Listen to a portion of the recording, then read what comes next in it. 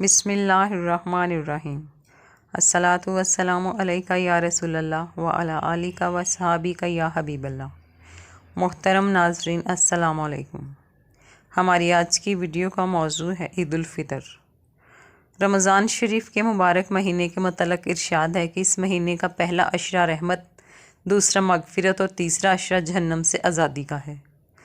معلوم ہوا کہ رمضان المبارک رحمت و مغفرت اور جہنم سے آزادی کا مہینہ ہے، لہٰذا اس رحمتوں اور برکتوں بھرے مہینے کے فوراً بعد ہمیں عید سعید کی خوشی منانے کا موقع فراہم کیا گیا ہے۔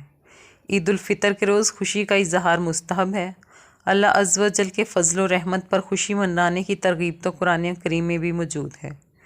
چنانچہ پارہ 11 سورہ یونس کی آیت میں ارشاد ہوتا ہے، تم فرماؤ اللہ ہی کے فضل اور اسی کی رحمت اور اسی پر چاہیے کہ خوشی کریں۔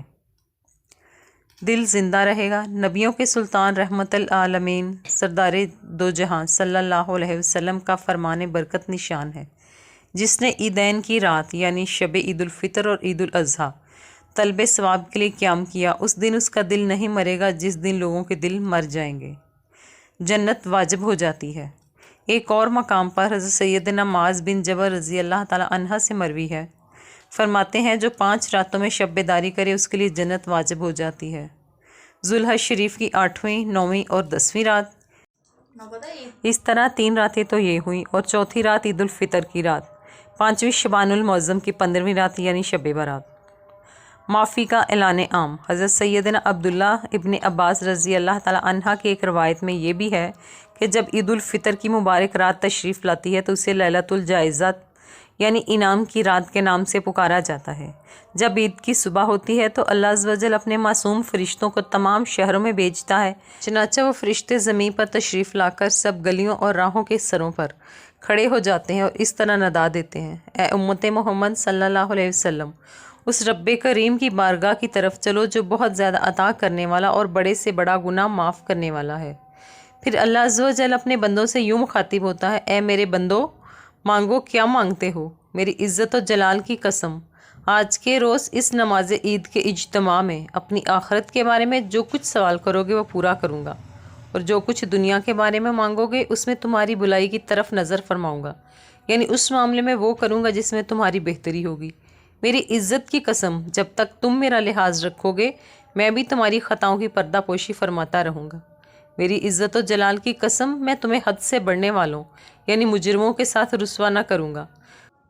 بس اپنے گھروں کی طرف مغفرت یافتہ لوٹ جاؤ، تم نے مجھے راضی کر دیا اور میں بھی تم سے راضی ہو گیا۔ کوئی سائل مایوس نہیں جاتا۔ عید الفطر کا دن کس قدر اہم دن ہے۔ اس دن اللہ رب العزت عز و جل کی رحمت نہایت جوش پر ہوتی ہے۔ دربار خداوندی سے کوئی سائل مایوس نہیں لوٹایا جاتا۔ ایک طرف اللہ کے نیک بندے اللہ عز و جل کی بے پناہ رحمتوں اور بخششوں پر خوشیاں مناتے ہیں تو دوسری طرف مومنوں پر اللہ عز و جل کی اتنی کرم نوازیاں دیکھ کر انسان کا بدترین دشمن شیطان آگ بگولا ہو جاتا ہے۔ شیطان کی بدحواسی۔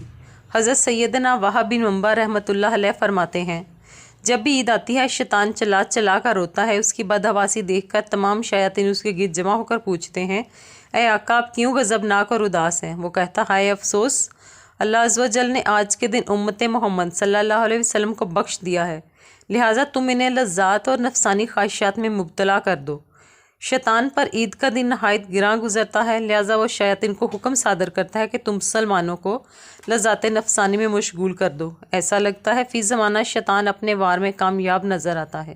عید کی آمد پر ہونا تو یہ چاہیے کہ عبادات و حسنات کی کثرت و بہتات کر کے رب کائنات کا زیادہ سے زیادہ شکر ادا کیا جائے، مگر افسوس اب اکثر مسلمان عید سعید کا حقیقی مقصد ہی بلا بیٹھے ہیں۔ اب تو عید منانے کا یہ انداز ہے، گناہوں بھرے میلوں، ناچ گانوں، فلموں، ڈراموں کا اہتمام کیا جاتا ہے اور جی کھول کر وقت اور دولت دونوں کو خلاف سنت و شریعت میں برباد کیا جاتا ہے۔ اس مبارک دن کو کس قدر غلط کاموں میں گزارا جانے لگا ہے۔ محترم ناظرین، ان خلاف شرع باتوں کے سبب ہو سکتا ہے یہ عید سعید ناشکروں کے لیے یوم وعید بن جائے۔